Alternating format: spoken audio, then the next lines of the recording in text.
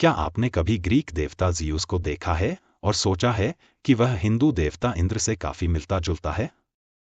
या शायद आपने सोचा होगा कि क्या एफ्रोडाइट और कृष्ण की कहानियां दिव्य सौंदर्य के स्पर्श से कहीं अधिक साझा करती हैं? ग्रीक पौराणिक कथाओं और हिंदू पुराणों के बीच ये अनोखी समानताएं सदियों से विद्वानों और उत्साही लोगों को समान रूप से आकर्षित करती रही हैं। सृजन मिथकों से लेकर देवताओं और राक्षसों के बीच महाकाव्य लड़ाई तक समानताएं निर्विवाद हैं। इस वीडियो में हम इन दो सांस्कृतिक स्तंभों के बीच आश्चर्यजनक संबंधों का पता लगाने के लिए एक महाकाव्य यात्रा पर निकलते हैं। ग्रीक और हिंदू परंपराओं में ब्रह्मांड के निर्माण और देवताओं के बारे में कहानियां शामिल हैं। मिथक अक्सर प्रकृति, मानवीय भावनाओं और दार्शनिक अवधारणाओं से संबंधित गहरे अर्थ रखते हैं। आइए हिंदू देवताओं और ग्रीक देवताओं के बीच कुछ समानताएं समझें। ज़ीउस और इंद्र अपने अपने देवताओं के सर्वोच्च देवता हैं, जो स्वर्ग पर शासन करते हैं और मौसम और गड़गड़ाहट पर शक्ति रखते हैं। उन्हें अक्सर नश्वर महिलाओं के साथ संबंध रखने और वीर संतान पैदा करने वाले के रूप में चित्रित किया जाता है। भगवान ज़ीउस और इंद्र दोनों के एक से अधिक महिलाओं के साथ कई संबंध हैं। पोसीडॉन और वरुण दोनों पानी से जुड़े हैं, खासकर समुद्र से। उन्हें अक्सर मनमौजी और बड़े तूफान और बाढ़ लाने में सक्षम के रूप में चित्रित किया जाता है। पाताल लोक और यम दोनों अंडरवर्ल्ड, मृतकों के क्षेत्र, पर शासन करते हैं। उन्हें अक्सर कठोर और क्षमा न करने वाले, परवर्ती जीवन के नियमों को लागू करने वाले के रूप में चित्रित किया जाता है। एथेना और सरस्वती दोनों ज्ञान और कला से जुड़े हैं।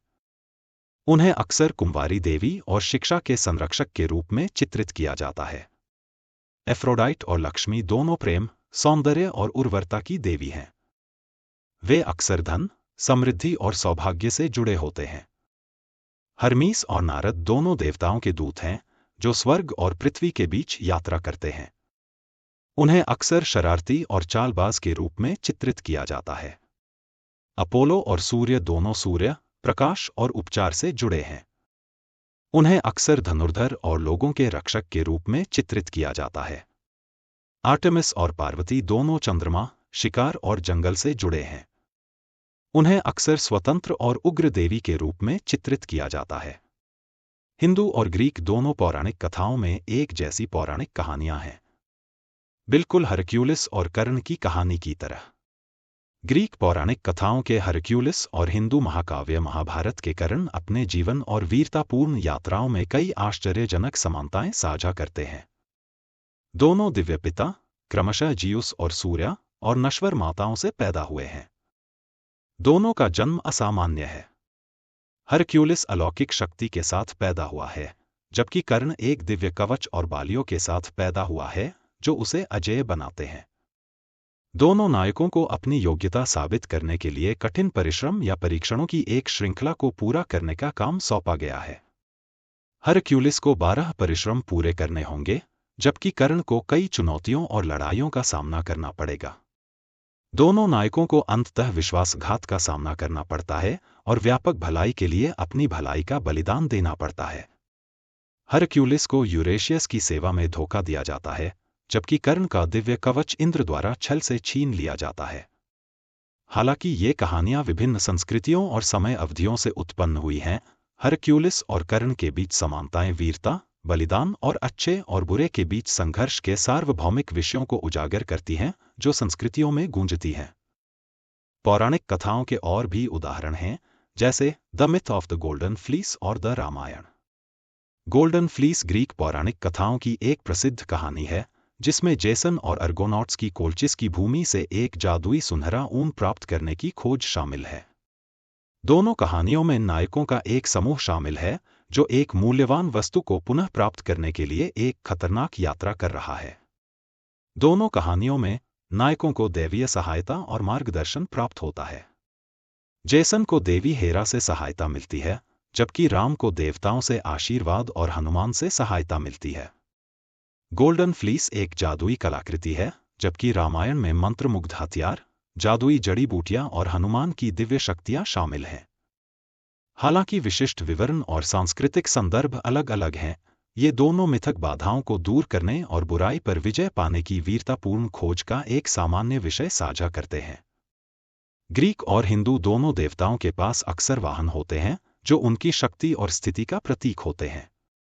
उदाहरण के लिए, जियुस का चील और इंद्र का हाथी क्रमशः स्वर्ग और पृथ्वी पर उनके प्रभुत्व का प्रतिनिधित्व करते हैं। दोनों पौराणिक कथाओं में वाहन अक्सर भगवान के साथी या संरक्षक के रूप में कार्य करता है। उन्हें वफादार सेवकों या भगवान की शक्ति के विस्तार के रूप में चित्रित किया जा सकता है। अपोलो, ग्रीक देवता, और सूर्य, हिंदू देवता, दोनों सूर्य देवता हैं। अपोलो 4 सफेद घोड़ों द्वारा खींचे जाने वाले रथ पर चलता है, जबकि सूर्य 7 घोड़ों द्वारा खींचे जाने वाले रथ पर सवार होता है। हालांकि ग्रीक पौराणिक कथाओं और हिंदू पौराणिक कथाओं में कई समानताएं हैं, लेकिन कई अंतर भी हैं। ग्रीक पौराणिक कथाएं देवताओं के वीरतापूर्ण कार्यों और मानवसमान गुणों पर अधिक ध्यान केंद्रित करती हैं, जबकि हिंदू पौराणिक कथाएं दार्शनिक और आध्यात्मिक अवधारणाओं पर प्रकाश डालती हैं। हिंदू देवालय विशाल है, जिसमें अस्तित्व के विभिन्न पहलुओं का प्रतिनिधित्व करने वाले कई देवी देवता हैं। ग्रीक पैंथियन छोटा और अधिक केंद्रित है। हिंदू धर्म सृजन, संरक्षण और विनाश के चरणों के साथ चक्रीय समय पर जोर देता है, जबकि ग्रीक पौराणिक कथाओं में अधिक रैखिक समय रेखा है। हिंदू धर्म एक गहरे दार्शनिक ढांचे को शामिल करता है, जिसमें कर्म, पुनर्जन्म और योग जैसी अवधारणाएं शामिल हैं, जो ग्रीक पौराणिक कथाओं में कम प्रमुख हैं। हिंदू पौराणिक कथाओं को आमतौर पर ग्रीक पौराणिक कथाओं से भी पुराना माना जाता है। हालांकि इन पौराणिक कथाओं की उत्पत्ति की सटीक तारीखों को इंगित करने का कोई निश्चित तरीका नहीं है। विद्वान आमतौर पर इस बात से सहमत हैं कि हिंदू पौराणिक कथाओं का एक लंबा इतिहास है। माना जाता है कि वेद, सबसे प्राचीन हिंदू ग्रंथ, 1500 और 1000 ईसा पूर्व के बीच लिखे गए थे। दूसरी ओर, सबसे पुराने यूनानी पौराणिक ग्रंथ, जैसे होमरिक महाकाव्य, इलियड और ओडिसी, लगभग 8वीं शताब्दी ईसा पूर्व के हैं। यह संभव है कि साझा मानवीय अनुभवों और आदर्शों के परिणामस्वरूप ग्रीक और हिंदू पौराणिक कथाओं के बीच समानताएं स्वतंत्र रूप से उत्पन्न हुईं। प्राचीन यूनानी और भारतीय सभ्यताओं के बीच संपर्क के कुछ सबूत हैं, खासकर व्यापार और सांस्कृतिक आदान प्रदान के माध्यम से। यह संभव है कि इन संस्कृतियों के बीच कुछ विचार और कहानियां प्रसारित हुईं। अंततः, यह प्रश्न कि क्या ग्रीक पौराणिक कथाएं हिंदू पौराणिक कथाओं से प्रेरित थीं, विद्वानों के बीच बहस का विषय बना हुआ है।